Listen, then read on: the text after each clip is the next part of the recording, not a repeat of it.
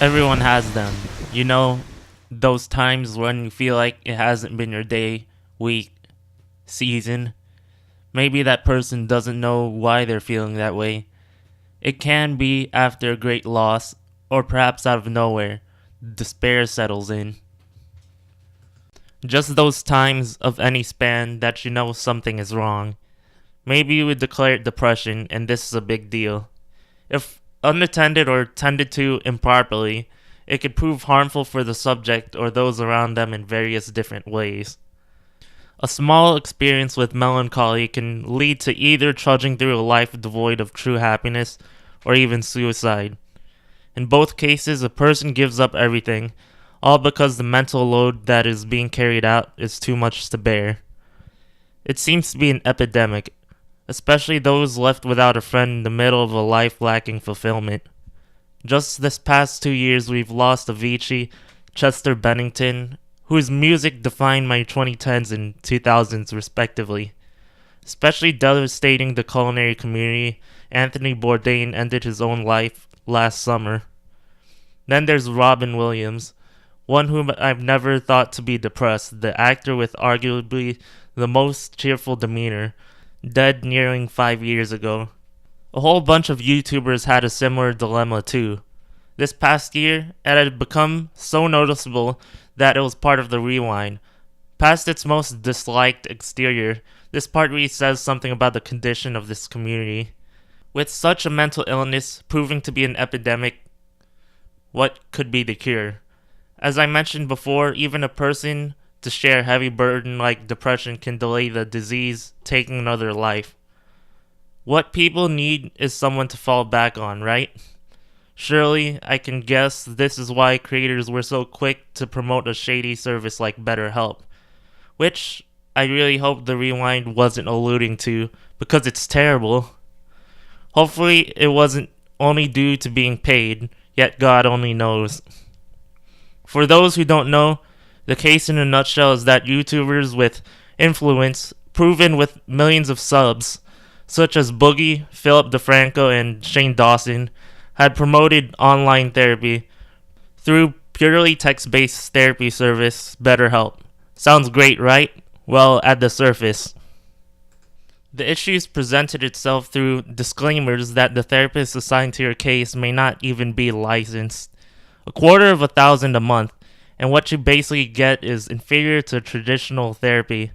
At least what the disclaimer the company had to issue legally proves that where real appointments succeed, they merely supplement. That's a big yikes, but luckily the internet picked up with the aforementioned flood of exposure videos. And yet what was missing was a truth of a different kind. Plenty of content creators have called out BetterHelp for being a lie, yet they never really provided a solution. But the purpose of this video isn't to muckrake. There's plenty of videos that had done that already. I mean, not everyone has healthcare and can afford a licensed therapist, so they're doomed to sulk in their mental woes. Well, I'm definitely no expert in remedies, yet I can definitely discuss what depression really is, discuss misconceptions, and propose solutions that are easy to obtain, or at least less shady than what was suggested last October. This is the case with depression and how to seek actual help. To begin, let me start off with a story from two perspectives. So only a few years ago was when I believe I had my worst case of existentialism. Out of nowhere, after a life with little to no dilemmas, a happy home, well off in school, and into summer vacation, I started to feel empty. No reason why. I should have been happy. Living life with virtually no drama at all. Maybe fits of loneliness, yet throwing parties in my place didn't cure anything. I was lonely in the middle of a crowd. Something lurked in the back of my mind. I'm empty. Why? I should be thankful for all this. What is wrong with me? Could I be that ungrateful? It took me about a month later. Then my perspective changed after an intervention or two. I found that basically my old way of thinking had been jaded.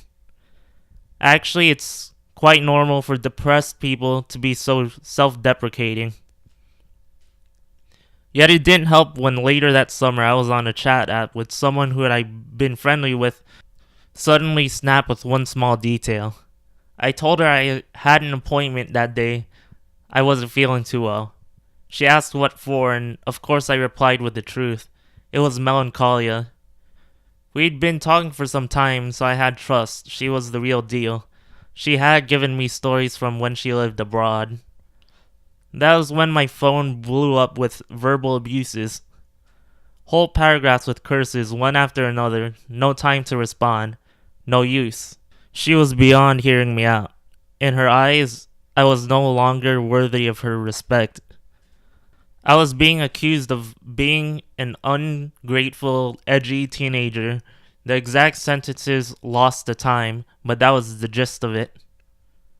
Of course, I was still floored as well as insulted, but looking back, it seemed she did actively what many of us do subconsciously. We all relate problems based on our personal experiences. Of course, I don't know what she'd been through, nor will I excuse such toxic display. But maybe she had gone through harsh trials. She was half Chinese, so maybe she had grown up in a totalitarian state or something. I don't know. As a result, my existentialism sounded foolish or even selfish, as I initially had thought. Another example comes from my old self. As a kid, I never thought I'd lose my lease in life, because everything was so simple. I thought suicidal people made no sense because I never felt like them. My mother usually sees people like Bourdain or Williams as more or less ungrateful. There's fame, fortune, more than a person like her wildest dreams. Yet, the surface isn't all that exists. People like young me, my mother, or even Fairly Odd Parents creator Butch Hartman usually relate depression to personal experience or based on the misconceptions of the condition. What needs to be changed is the stigma on mental illness. As I continue to name sources available to the public, I will have to present two truths for even those who are mentally sound in an attempt to mitigate this stigma. Point 1. Depression is personal and not a contest. Just because you can't relate doesn't make that depression invalid. If we were to treat mental illnesses like we do conventional illness, can you imagine being in a hospital waiting room to see a person with Ebola mocking someone with a case of salmonella because he has a less severe case and has no reason to worry? Like real illness, no healing is to be done by comparing cases. If we would take mental illness seriously, we would know better than to treat cases like contests of whose wounds are big enough to call worthy of labeling as real depression. All mental illnesses deserve to be treated, not perpetuated by holier-than-thou people, regardless if they were well or even sicker. No matter how tempting it is to compare, no good is to come from it. In fact, it usually makes things worse. Point 2. We need to distinctify what depression is. A killing misconception about the condition is it is synonymous to sadness, and as a result, it usually gets undermined. Sadness is an emotion. Depression is something that affects a person's ability to lead a normal life. It's despair. Sadness can pass with a sundae, a pint, a good joke, or good company, usually confusing depression with sadness. Individuals are told to just cheer up or just smile, but that's sadness there. Depression is a dark tunnel with no way out but through. Many die before seeing the light. Yet, I'll get to ways one can help with that soon. I just need to get these out of the way because these things get confused. It's like that joke from American sitcom The Office. Steve Carell's character Michael stands at the office's rooftop, ready to jump. Then Dwight Schrute asks if that's the same as feeling bummed out. Of course, Michael calls him out on his ignorance, comedically. Case in point, depression is deeper than sadness. It isn't a mere emotion, it's a condition. Now, with these two ideas finally established, I hope that the general populace can understand the severity of mental health at least a little bit more. Being depressed doesn't make you ungrateful for life or weak. You're just under a disease, and every disease needs a proper cure. Getting assistance should never antagonize anyone. The first resource I have is more community based. Based on geography, this one may or may not be available to some, but luckily more cities are starting to have these resources available for free, paid by taxpayers.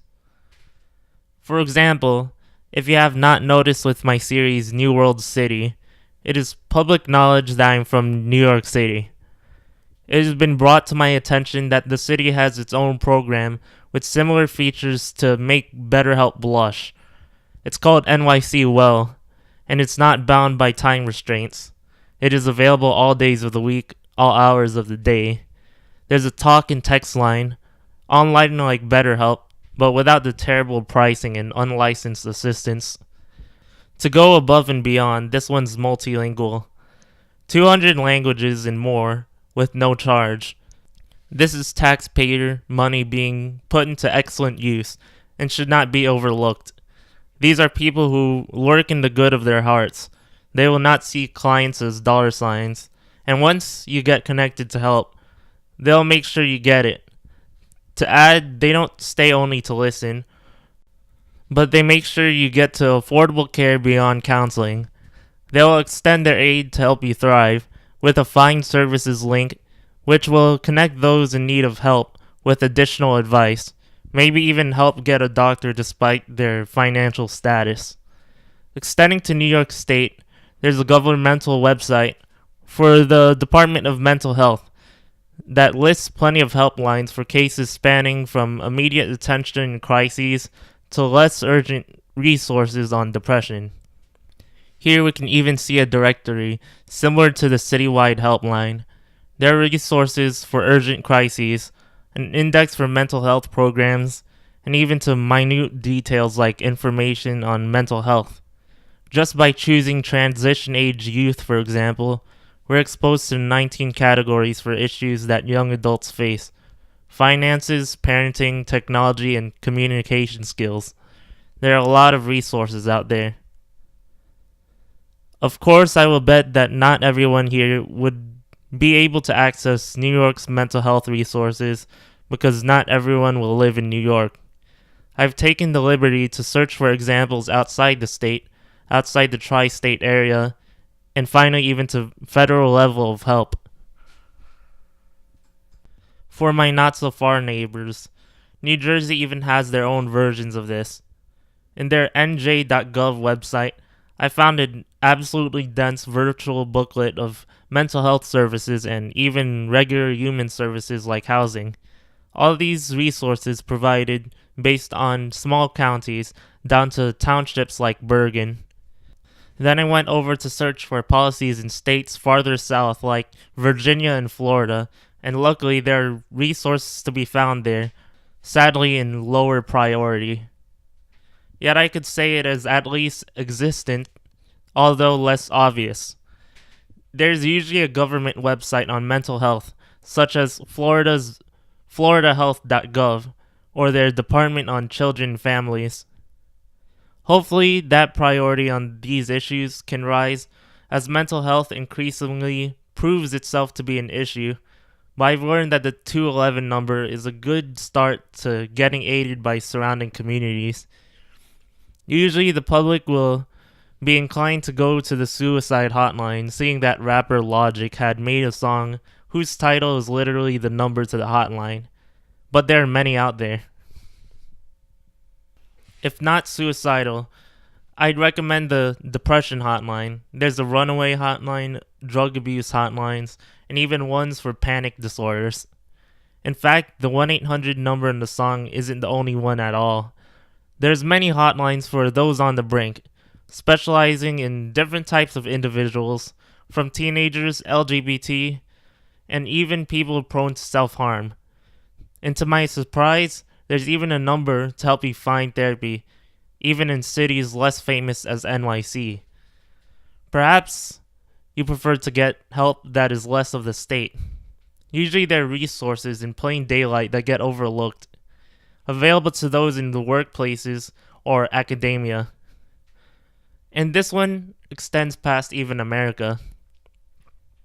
Workplaces have laws protecting workers with mental issues, for one, and there's initiatives in place to make sure that mental health isn't overlooked in these places. WorkplaceMentalHealth.org has resources that can help you identify your conditions, and at work, the Right Direction initiative exists to look at workplace depression. If you're in a union, help can be available to you. Even healthcare, if your country does not have it centralized already. In academia, there are usually plenty of mental health resources, understandably so, in the middle of a transition era for youths, a time of great anxiety. The City College of New York usually has these down very well to a citywide help, yet I could bet absolutely every college has their own type of mental health counseling. For those undergoing mental health issues, I suggest that you use every resource available to you. Even if you're out of resources, there's usually one at the national level. Sadly, less modernized countries or countries with different values usually give a backseat to this pressing issue. India, a third world country, and Japan, a metropolis with cultural ideals rooting in harsh discipline and self-blaming. Yet in many parts of the world, discussing mental health is akin to showing the world you've been bitten by a zombie. Though it would help to open up and seek the cure, people hold back in fear of being killed. Figuratively, I hope. Yet I wholeheartedly believe that no one's ever at zero, especially with new technology like the internet. Information on how to get help should be easier. With new grounds being broken, stigmas fade ever so slightly. Even in the unbelievable chance that no resources can be found, it should be known that one is never really alone. Depression and despair is nothing foreign.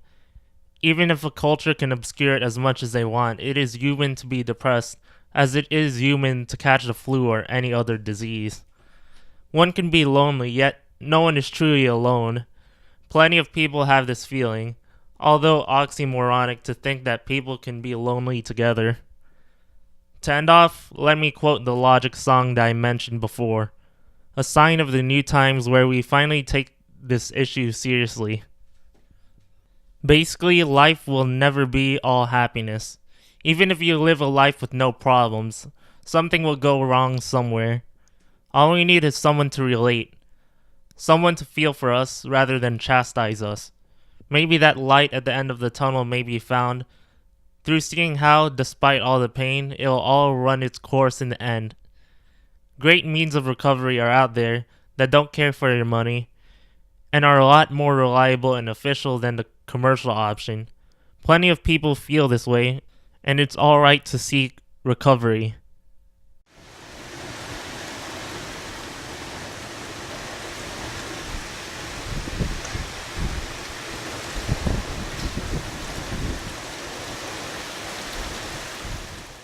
Also, an update.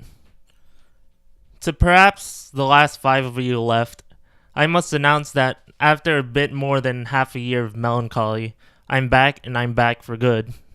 I must apologize also for a video with less effort than usual. I just had to get it out. I have big plans for this channel, starting with this month dedicated to a media that means a whole bunch to me, relating to the theme of this video. It's been a whole year since I finished Doki Doki Literature Club, and to celebrate, I declared January Doki Doki Month. Each week I'll be uploading a DDLC video or two of varying quality, but it'll be a heckin' good time, you can bet on that. I do know my DDLC mods video is my most viewed at the moment, so I'll bring out what you guys will hopefully like as well. So that's basically it. Hopefully 2019 can be the year that we can all tackle our fears and mental ills and finally live a life without regret. Or as Sayori would say, bring the sunshine back.